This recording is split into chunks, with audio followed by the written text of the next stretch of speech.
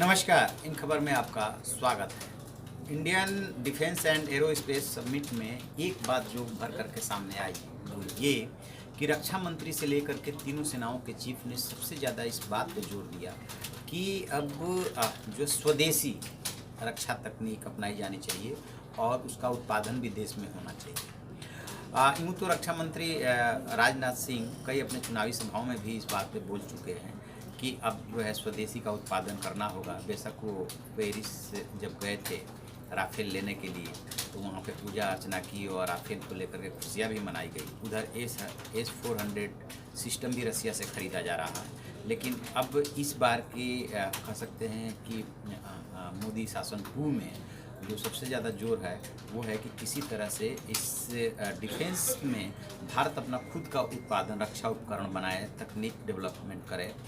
और इसमें राजनाथ सिंह ने इस बात पे जोर दिया है। और साथ में जो आर्मी चीफ है बिपिन रावत, उन्होंने भी ये बात कही कि सेना में उपलब्ध स्थानीय संसाधनों और प्रतिभा का दोहन पूरा किया जाएगा और युवाओं के टैलेंट को ढूंढने और आर्मी से जोड़ने पे काफ़ी उसमें चर्चा हुई।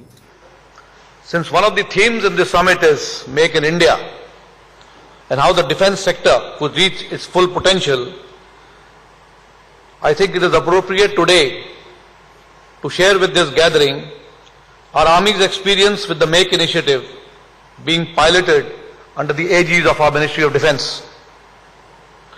You would recall that the Make initiative was all about tapping into the indigenous and homegrown pool of immense talent, energy and enterprise that is available within India.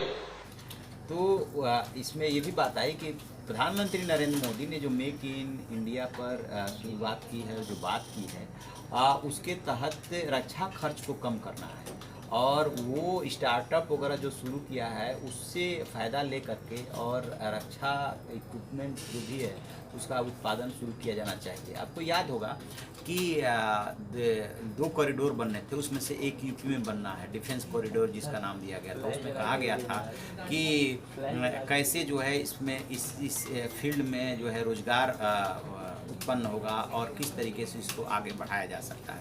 तो अभी बिपिन रावत जो आर्मी चीफ है, उनके अलावा रक्षा मंत्री राजनाथ सिंह के अलावा अभी जो एयर चीफ बने हैं RKS भदौरिया, उनका भी इस बात पे जोर था कि किस तरीके से पब्लिक और प्राइवेट पार्टनरशिप करके और इस फील्ड में आगे बढ़ा जाए। And finally, it's a tricky part that Admiral President and everybody has said that our security scenario is changing very fast.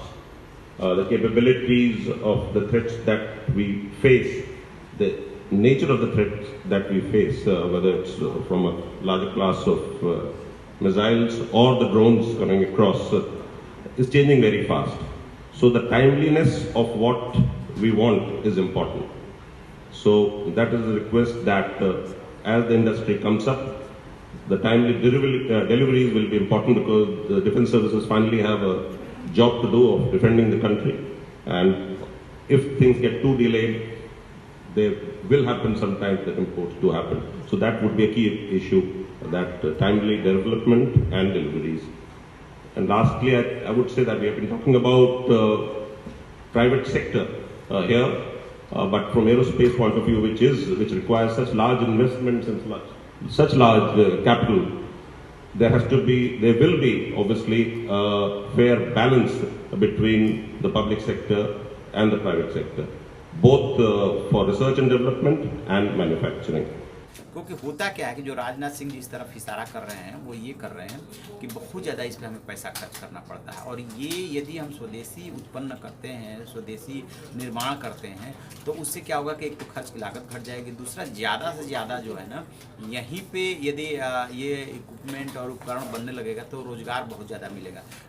और इसलिए हमारा लक्ष्य एक वाइब्रेंट व world class domestic defence industry बनाना है ताकि हम आयात पर निर्भरता कम हो तथा आत्मनिर्भरता का लक्ष्य हम जल्दी से जल्दी प्राप्त कर सके।